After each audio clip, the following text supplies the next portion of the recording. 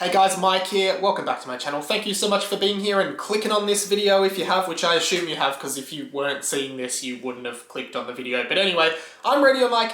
My channel is nearly up to 1,100 subscribers. Subscribe now. Please click that button, watch some of my other videos, and help me grow this channel where I talk about all things pop culture, movies, music, games, TV shows, and more.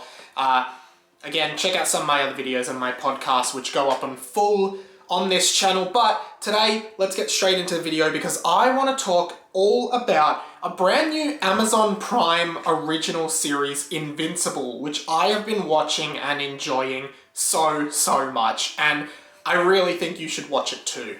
So obviously, over the past decade or more, superheroes have really come back and been this really big thing. In fact, they always sort of have been. Superhero movies in particular have always been a big staple of especially the 21st century cinema, I suppose. And on the most part, they're considered really good and important films. Like if you look at the Dark Knight trilogy, or like the original Spider-Man trilogy, and now the MCU, you know, they're all pretty highly regarded in terms of pop culture and cinema, and they are now, particularly with the MCU, they are essentially the pinnacle of popular culture. So I guess it's easy for us to think that superhero pop culture is really saturated, and I would agree that it kind of is, particularly in the movie space, but in terms of the television space, I feel like it's a little bit untapped. Obviously, there are some TV series that have existed in the past that exist in the MCU, as well as new shows now like WandaVision and Falcon and the Winter Soldier, but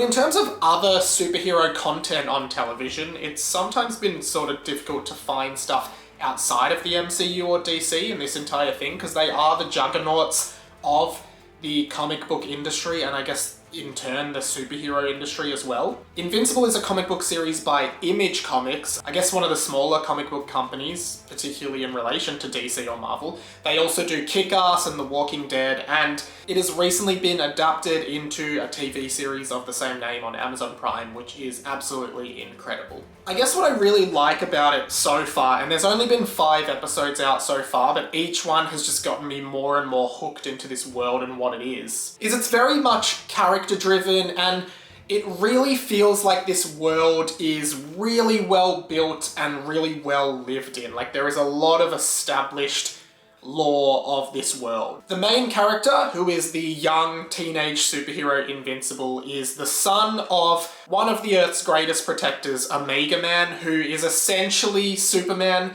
Similar origin story, came to Earth from another planet unexpectedly, and now is protecting the world. He is being trained by his dad to become a superhero who can save the world, and also is just a normal high school student who is engaging with the normal ups and downs of being a high school student and dating and all the things in between. At the same time, in the first episode, we are introduced to the Guardians of the Globe, who are essentially this world's the Avengers. And there are a lot of parallels to major superheroes that we already know. There's a Batman type character, you know, a Wonder Woman type character, an Aquaman type character, all within this Guardians of the Globe kind of team. And in the first episode, something huge happens at the end that will instantly hook you in. I was watching like the first half an hour and I was like, oh, I'm not really sure about this, but then the last act, I was like, what? There's this huge array of different characters with different superpowers, and I think that's what I really like about superhero fiction, is just the creativity behind different superpowers that you can find.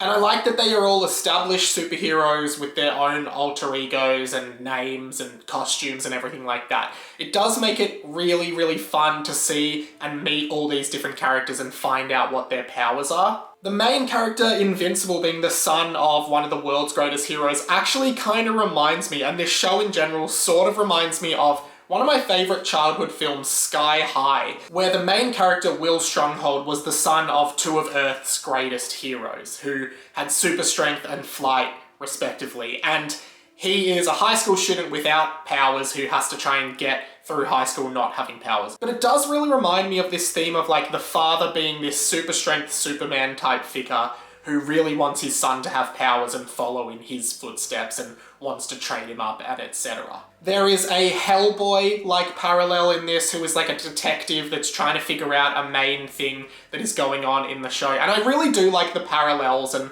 almost the send-up in a way of superhero culture in general that this show is kind of exhibiting so far. And again, the multitude of characters and storylines and the fact that this world does feel like there is history here that we can find out and discover is really great. I guess when thinking about other superhero shows I've seen, and most notably I'd say up until this point was something like One Punch Man, the anime. I think this was really cool and definitely more satirical of superhero fiction and pop culture in general, and One Punch Man is a great show that has exactly what this show has, like a lot of different superpowers, really different, diverse characters with a world that feels really lived in.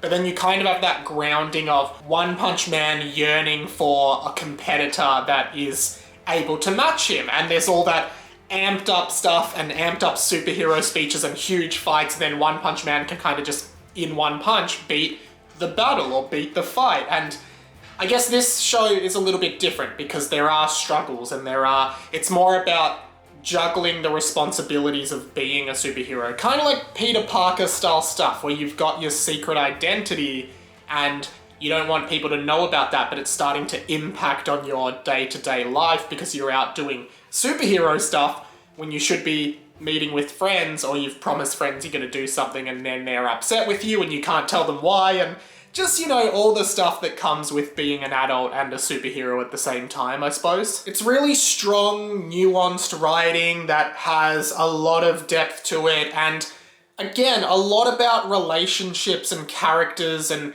how they interact with each other as opposed to just superhero stuff. Like, I look at something like My Hero Academia, another superhero anime, which does have that diversity and powers, and I do think it's a good show, but I didn't get hooked on it because I didn't feel like it had that narrative complexity. It was a bit more of like a kid's sort of anime in a way, and that's no discredit to what My Hero Academia is, because I do think it's a good show.